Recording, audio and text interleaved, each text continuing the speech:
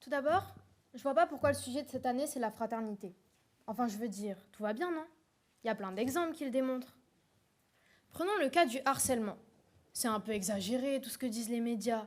Ils dramatisent quand même. Environ 700 000 élèves harcelés en France chaque année, soit seulement 6%. Ils ont de la chance, ça pourrait être pire. Moi, je connais qu'une dizaine de personnes qui ont été harcelées. Et puis, vous savez ce qui s'est passé ce 24 novembre? 27 migrants ont essayé de traverser la Manche pour se rendre au Royaume-Uni. Leurs bateaux se sont dégonflés et ils se sont noyés. Malgré leur appel à l'aide, personne n'est venu à leur secours. Non mais aussi, quelle idée de traverser la Manche en bateau gonflable! Et puis, pourquoi pas en bouée? Bah alors? Personne ne réagit?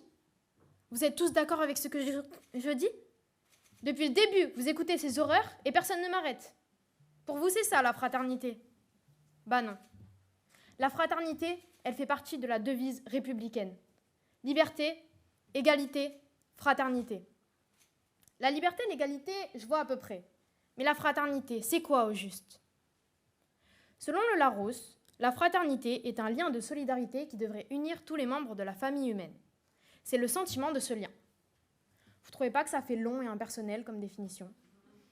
Alors moi, j'ai demandé aux élèves de ma classe. Pour vous, c'est quoi la fraternité?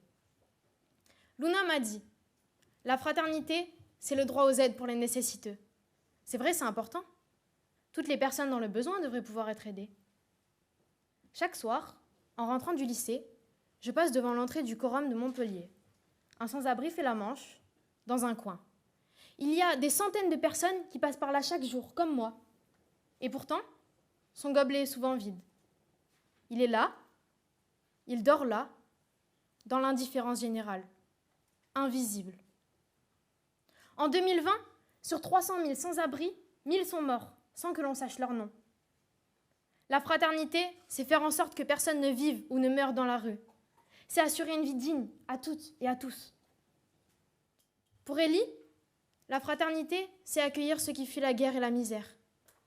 Pour nous, cela semble évident, mais la réalité, c'est quoi? Ce sont des milliers de migrants bloqués aux frontières.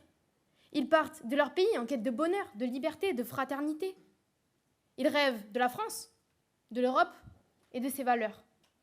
Mais que trouvent-ils? Des murs érigés, des portes fermées. Et on leur dit, après tout ce qu'ils ont enduré pour arriver jusqu'ici, demi-tour, vous n'êtes pas les bienvenus dans notre pays. Merci de bien vouloir retourner là où vous avez vécu l'enfer sur terre. La fraternité, c'est leur ouvrir les portes et leur permettre de rester. C'est leur assurer protection et intégration. Plus que jamais, face aux défis et aux adversités qui nous attendent, le sentiment de fraternité doit s'imposer à nous et nous guider. La pandémie que nous vivons montre combien nous sommes interdépendants. Et seule une fraternité envers nos frères des pays du Sud nous permettra de surmonter cette épreuve en leur fournissant les vaccins dont il manque. Notre planète est en danger. L'humanité même est en péril. Le monde ne sera sauvé qu'au prix d'un soutien entre les pays, tous acteurs face à la crise climatique. Tout n'est donc pas parfait, et il reste encore beaucoup à faire. Arrêtez de construire des murs entre nous, car nous sommes incapables de nous tolérer. Ne pas condamner les gens, comme Pierre-Alain Manoni, pour délit de solidarité, pour être venu en aide à des migrants blessés après 10 heures de marche dans la montagne. Entendre l'appel de Simon Koff, ministre de Tuvalu. Son discours les pieds dans l'eau est devenu viral sur les réseaux sociaux. Si nous ne faisons rien, son île disparaîtra et ses habitants devront partir. Arrêtons les blablas, comme le dit Greta Thunberg, et agissons pour sauver notre terre commune. Pensez à tous ceux qui sont victimes, qui sont nos frères, ceux qui connaissent la misère ici ou ailleurs, ceux qui ne mangent plus à leur faim, qui voient la mort dès le matin, ceux qui subissent la guerre, ces Soudanais, ces Éthiopiens, ces Congolais, ces Maliens, ces Ukrainiens, ces Paraguayens, ces Pakistanais, ces Nigérians. Vous voulez que je continue? Qui viendra les aider? Notre fraternité. Merci.